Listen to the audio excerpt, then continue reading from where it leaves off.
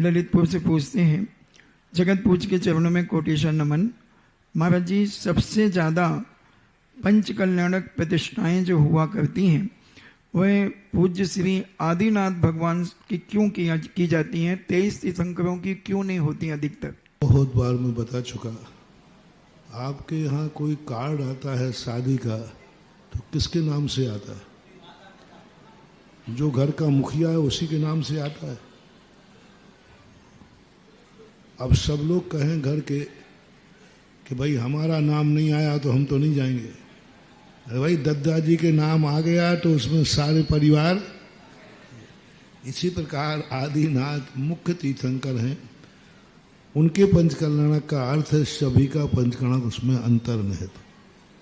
दूसरी बात, आदिनाथ भगवान परम उपकारी हैं, इस सृष्टि के प्रजापति हैं। इस सृष्टि के जब कर्म भूमि शुरू हुई तब उनके आज जो कुछ भी दुनिया में आजीविका के साधन दिख रहे हैं सब उन्हीं की देन है, इसलिए उपकार भी उनके बहुत है।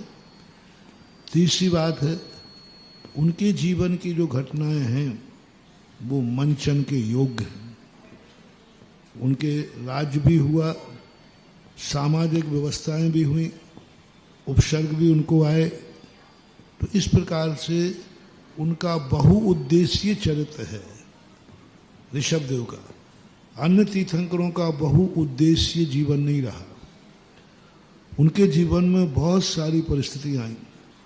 जैसे कोई भी तीर्थंकर कभी षटकर्म का उपदेश नहीं देते, ऋषभ देव ने दिया। कोई भी तीर्थंकर अंक और अक्षर विद्या को नहीं पढ़ाते, वो तीर्थंकर हैं। समूषण में उपदेश देते हैं, वो पहली कक्षा को नहीं पढ़ाते, नार का आदि का, लेकिन उन्होंने पढ़ाया।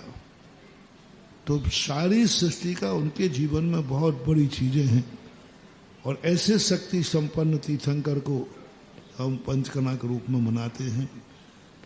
दूसरी बात, यदि आप अन्य तीर्थंकर का मनाना चाहें तो कोई बाधा भी नहीं है, मना सकते। देवगढ़ के अंदर हमारे सानिध्य में ही शांतिनाथ भगवान का पंचकल्याणक हुआ था। वहाँ मरु देवी को नहीं बनाया गया था, ऐरा देवी।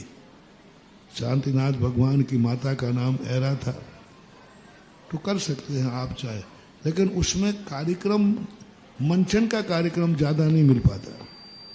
अब अजितनाथ भगवान का कार्यक्रम करो तो कुछ नहीं है, बस वो एक छोटा सा कार्यक्रम है 5 कल्याणकों का।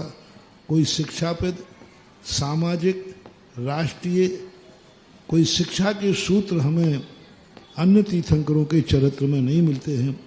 इसलिए मंचन के कार्य जो किए जाते हैं उनमें सब ध्यान रखा जाता है।